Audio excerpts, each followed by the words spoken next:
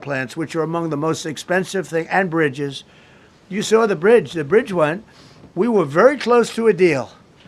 And then I got a call from Mr. Witkoff, Mr. Kushner, and JD saying, I think they're breaking the deal.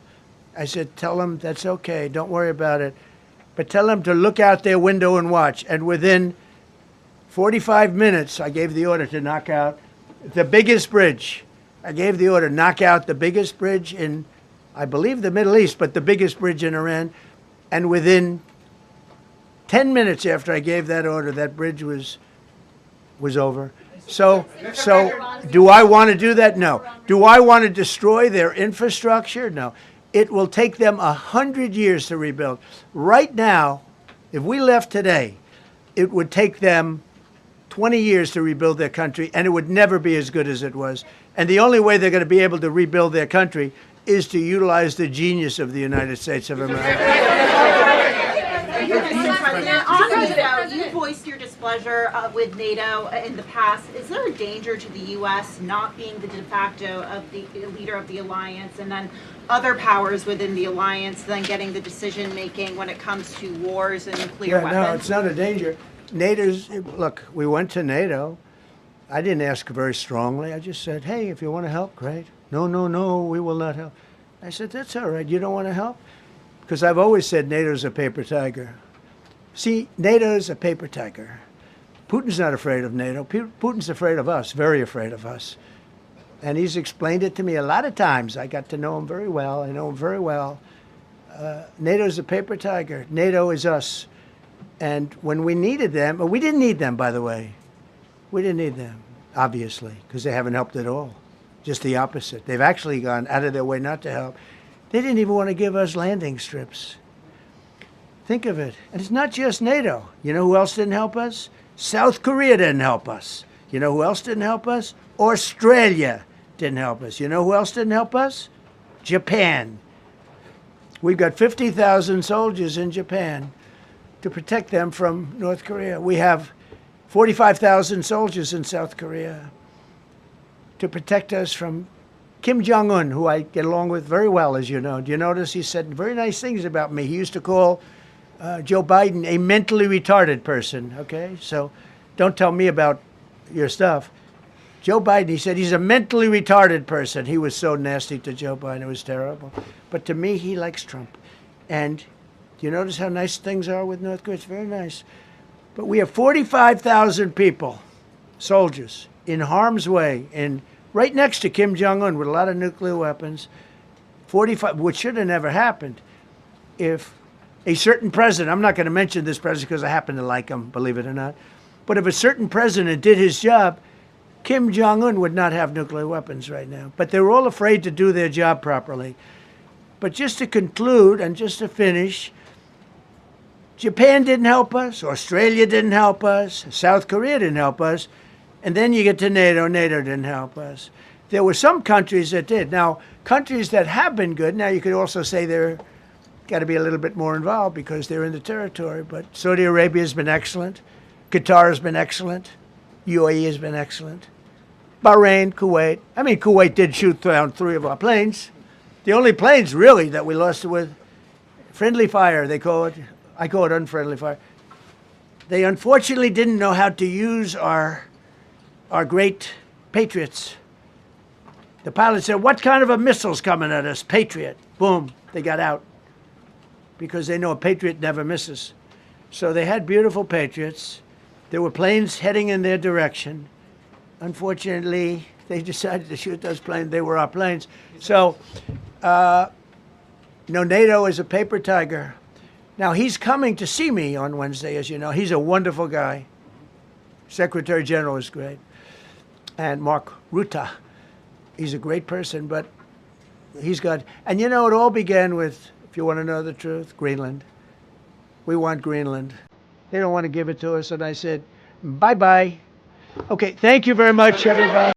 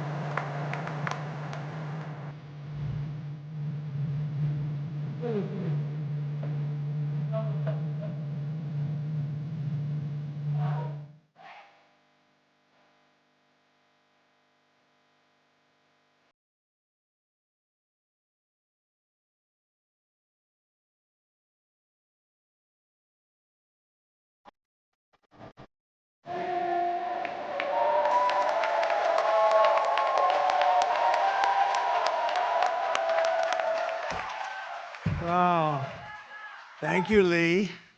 Hey, Cece, isn't he great? That's such a great opening. Well, we love you too. We got a lot of people here. We got a lot of great people here. Thank you very much, and thank you for allowing me to win this state by so much. It was, I wouldn't say the competition was the toughest, but it was competition nevertheless. And we appreciate it very much. And we're going to be talking about no tax on tips. We're also talking about the fact that everybody is looking at their tax return. They're getting tremendous amounts of money back, much more than they thought. But it's great to be back in a place I love, Las Vegas. Did a lot of business here. We had great success here. Before politics, it was fantastic. And this is the birthplace of a little idea known as no tax on tips. This is the birthplace.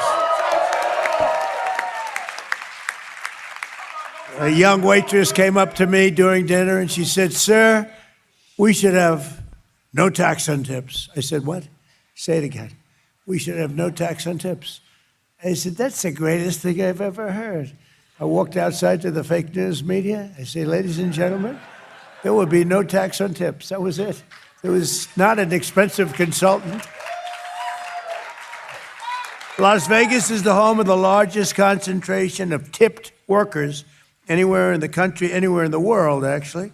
And thanks to our tax cuts this week, thousands of Nevada waiters, waitresses, casino dealers, bartenders, bellmen, barbers, caddies. So I love those caddies. They're very good if you have the right caddy.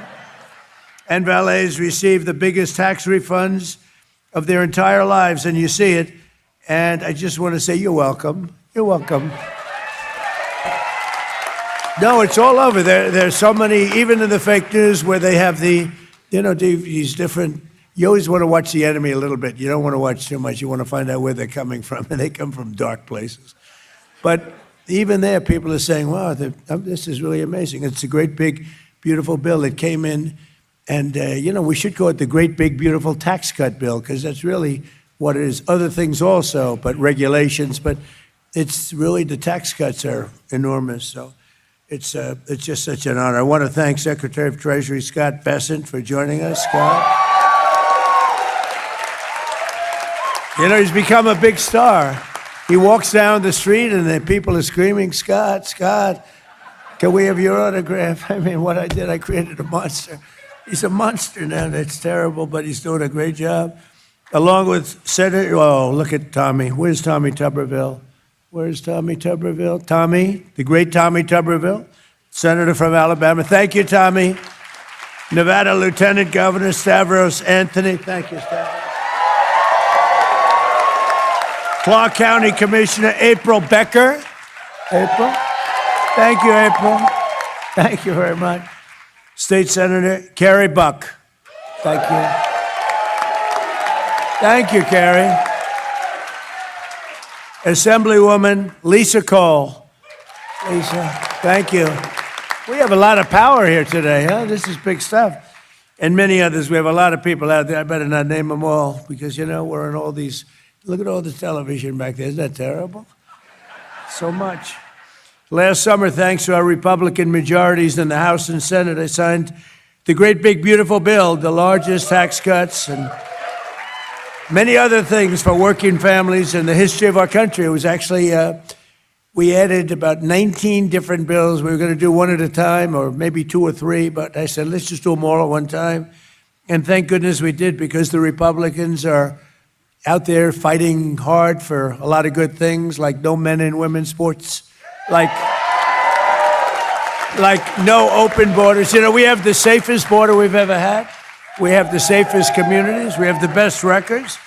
One thing that's always tough to say because it sounds sort of weird, but we have the least number of murders that we've had in 125 years, all the way back to 1900.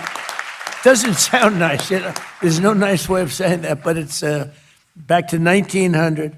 But every single American at every income level has more money in their pockets this week because of the Republican tax policies. And we got to win the midterms. If we don't, these policies are going to be taken away from you. The taxes are going to go through the roof. Look at these. Look at the states, these blue states, what is going on there with taxes. Look at what happened in Virginia. A person, we had a good governor there, and somebody got elected that she's gone crazy. She's gone totally crazy. Look at New York. I mean, he's a nice guy. Calls me all the time, says hi. But his policies are no good. He's chasing people out and causing a lot of harm to everybody. I mean, everybody's taxes are going through the roof. After 4 long years of brutal inflation under Biden and congressional Democrats, you deserve every single penny that you're getting now because you had to suffer. You suffered. We had the highest inflation in the history of our country under Biden. Sleepy Joe. He's the worst president we've ever had by far. Average refund. The average refund this season's over $4,000. And here in Las Vegas, many workers have reported refunds of $5,000, $6,000, $7,000, $8,000 or more, and they've never had anything. It's all from no tax on tips alone. So, and then don't forget, you have no tax on Social Security for our seniors. A lot of seniors out there.